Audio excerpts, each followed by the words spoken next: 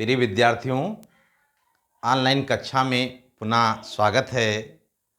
मैं रामचंद्र आप लोगों की सेवा में पुनः हाजिर। आज हम लोग पढ़ेंगे कक्षा 11 अर्थशास्त्र और उसमें अध्याय रहेगा अध्याय 2 भारतीय अर्थव्यवस्था। तो लिखेंगे अध्याय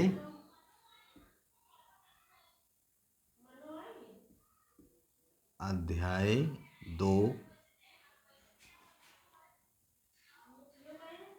भारतीय अर्थव्यवस्था।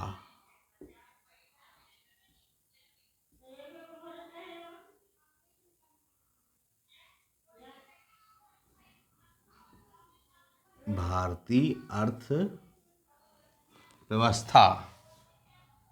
तो पहले हम जान लेते हैं कि अर्थव्यवस्था क्या है। अर्थव्यवस्था, अर्थ का मतलब धन और व्यवस्था का मतलब व्यवस्था। तो अर्थ यानी धन की व्यवस्था अगर हो जाए तो जीवन का नैया आसानी से पार हो जाएगी। तो अर्थव्यवस्था 3 प्रकार की होती है। डालेंगे अर्थव्यवस्था।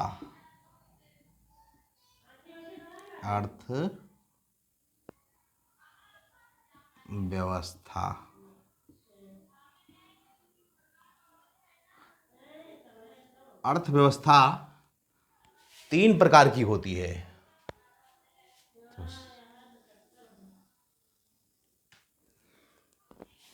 तो सबसे पहले डालेंगे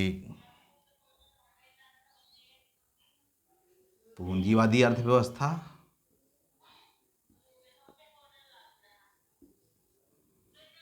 पूंजीवादी अर्थव्यवस्था।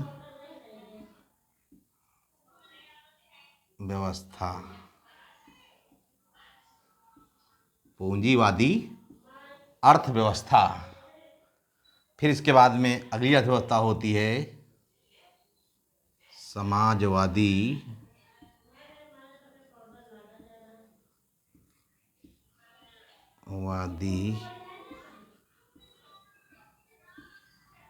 अर्थव्यवस्था।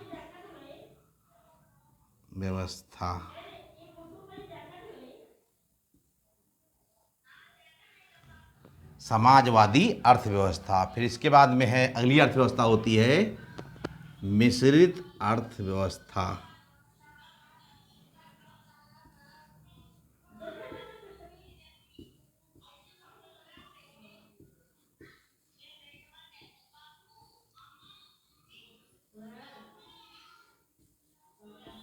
मिश्रित अर्थव्यवस्था।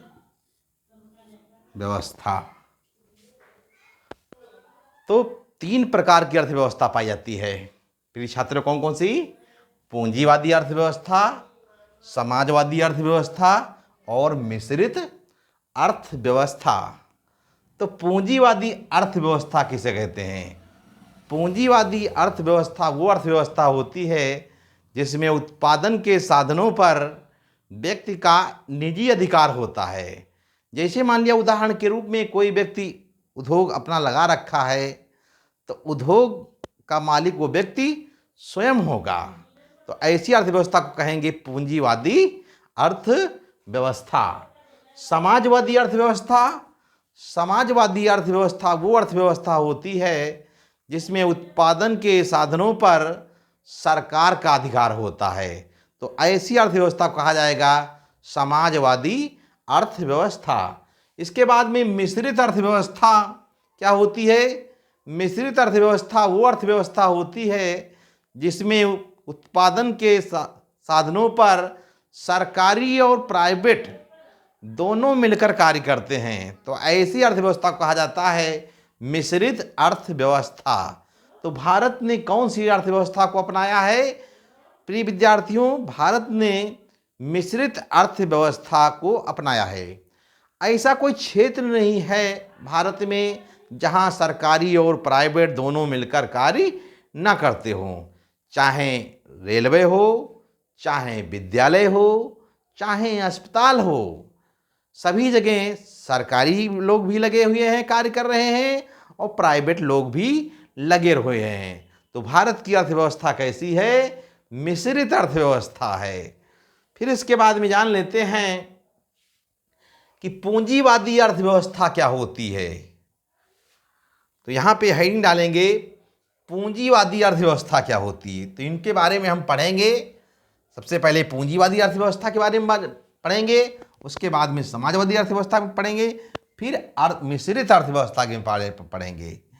तो पूंजीवादी अर्थव्यवस्था क्या होती है? तो हेडिंग डालेंगे पूंजीवादी अर्थव्यवस्था। पूंजीवादी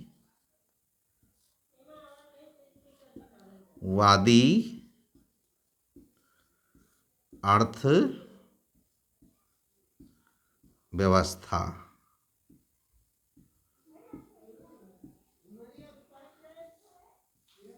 तो पूंजीवादी अर्थव्यवस्था क्या होती है?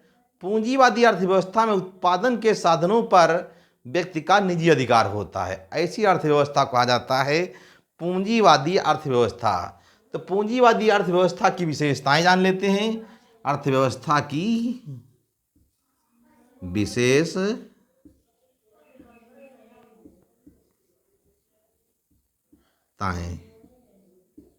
पूंजीवादी अर्थव्यवस्था की विशेषताएं, इन कौन कौन सी जो है पूंजीवादी अर्थव्यवस्था में विशेषताएं पाई जाती हैं, इसके बारे में हम जानेंगे।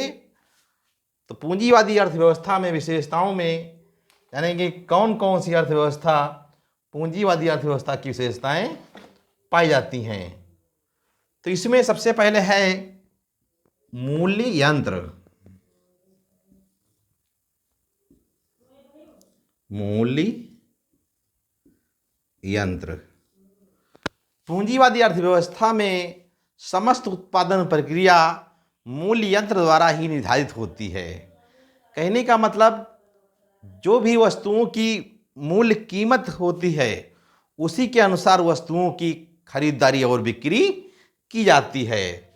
तो मूल्य यंत्र सर्वोपरि होता है। फिर इसके बाद में है अगली विशेषता होती है केंद्रीय योजना का अभाव।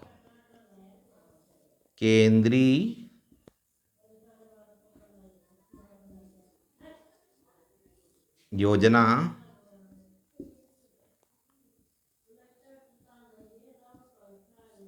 योजना का अभाव।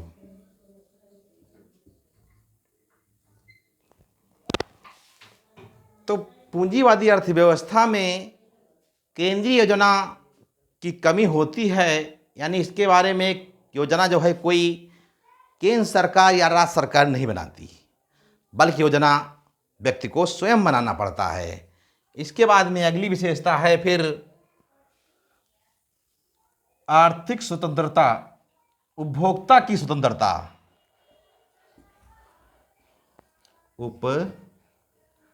उपभोक्ता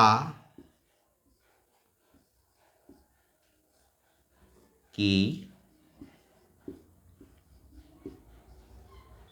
स्वतंत्रता। पूंजीवादी अर्थव्यवस्था में उपभोक्ता स्वतंत्र होता है। वो चाहे भी जो वस्तु को चाहे वो खरीद सकता है। इसीलिए पूंजीवादी अर्थव्यवस्था में उपभोक्ता को सम्राट कहा जाता है। इसके बाद में फिर है अगली विशेषता व्यवसाय चुनने की स्वतंत्रता। व्यवसाय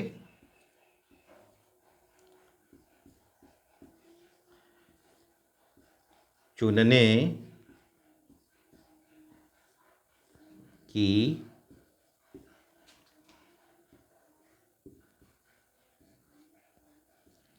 स्वतंत्रता।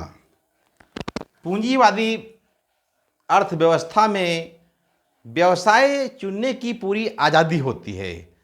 व्यक्ति जो भी अपनी इच्छा अनुसार जो चाहे वो व्यवसाय कर सकता है और वो लाभ को कमा सकता है। तो पूंजीवादी अर्थव्यवस्था में व्यवसाय चुनने की पूरी आज़ादी होती है। बचत करने की आज़ादी। फिर इसके बाद में है बचत करने की स्वतंत्रता, बचत करने की स्वतंत्रता। पूंजीवादी अर्थव्यवस्था में बचत करने की पूर्णतया आज़ादी होती है। देखा जाए भारतीय अर्थव्यवस्था में बचत बहुत ही महत्वपूर्ण होता है। प्रिय विद्यार्थियों, बचत करना बहुत ही ज़रूरी होता है। जैसे कहा जाए कि बचत का एक पौधा लगाया जाए, तो अगर पौधा लगा रखा है तो उसकी छांव में ही आनंद आता है। अगर बचत का पौधा तुमने नहीं लगाया है तो फिर तुम्हें जो है जीवन खुशहाल नहीं होगा। तो बचत करना बहुत ज़रूरी है, क्योंकि आज की बचत भविष्य में काम में आएगी और भविष्य में बहुत सी आवश्यकताओं को पूरा करने के लिए वर्तमान बचत का होना बहुत ही जरूरी है। फिर इसके बाद में अगली है निजी संपत्ति।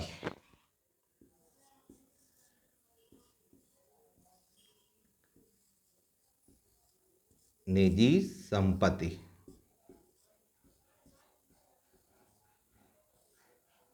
निजी संपत्ति।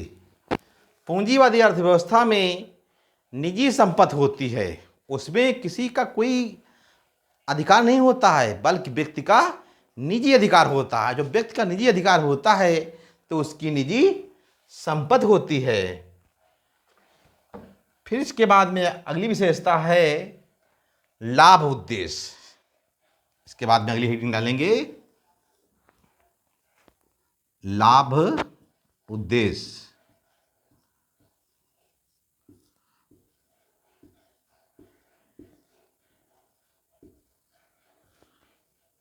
पूंजीवादी अर्थव्यवस्था में यानी कोई भी उद्योग लगाते हैं तो किस लिए लगाते हैं? लाभ के लिए। तो व्यक्तियों को निजी जो पूंजीवादी अर्थव्यवस्था में लाभ के लिए सभी उत्पादन प्रक्रियाएं होती हैं।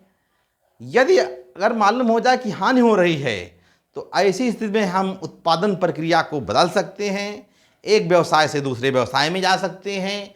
तो बशर्ते लाभ मिलना चाहिए। लाभ के लिए समस्त क्रियाएं संचालित की जाती हैं पूंजीवादी अर्थव्यवस्था में। फिर इसके बाद में है प्रतियोगिता।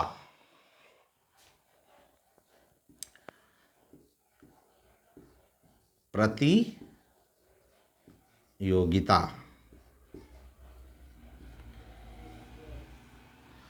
पूंजीवादी अर्थव्यवस्था में प्रतियोगिता पाई जाती है। हर एक व्यक्ति अपनी वस्तुओं को अच्छी से अच्छी क्वालिटी में बनाने का प्रयास करता है ताकि उसकी वस्तुएं प्रसिद्ध हो जाएं और समाज में उनकी वस्तुओं की मांग बढ़े। तो पूंजीवादी अर्थव्यवस्था में प्रतियोगिता पाई जाती है, यानी कंपटीशन।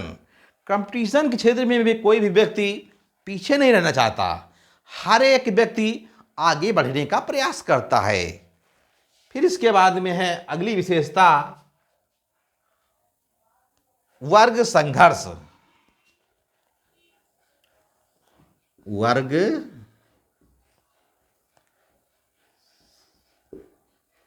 संघर्ष। पूंजीवादी अर्थव्यवस्था में वर्ग संघर्ष पाया जाता है। कहने का मतलब समाज दो वर्गों में बढ़ जाता है, धनी वर्ग और निर्धन वर्ग। तो धनी वर्ग जो है निर्धन वर्ग को आए दिन शोषण किया करता है। तो निर्धन वर्ग या श्रमिक वर्ग कह लीजिए, आए दिन अपनी मांगों को पूरा करने के लिए हड़तालें करता है, तालाबंदी करता है कि ताकि उसका मजदूरी बढ़ सके। तो वर्ग संघर्ष पाया जाता है पूंजीवादी अर्थव्यवस्था में। फिर इसके बाद में है उपभोक्ता का प्रभुत्व।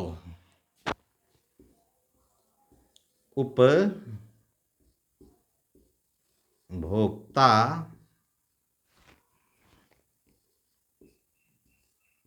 का प्रभुत्व।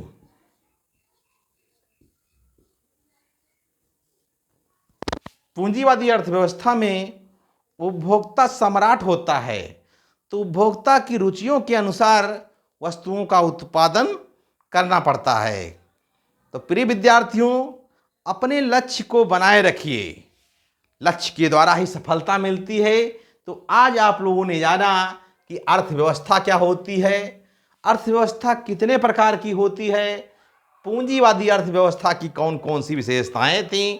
इसके बाद में अगले दिन ऑनलाइन कक्षा में हम जानेंगे कि समाजवादी अर्थव्यवस्था की क्या विशेषताएं होती हैं और मिश्रित अर्थव्यवस्था की क्या विशेषताएं होती हैं, जो कि अगले पार्ट में प्रिय विद्यार्थियों आपको पढ़ने को मिलेगा। तो आज की ऑनलाइन कक्षा में बस इतना ही। अगले दिन हम पुनः मिलेंगे। नमस्कार दोस्तों।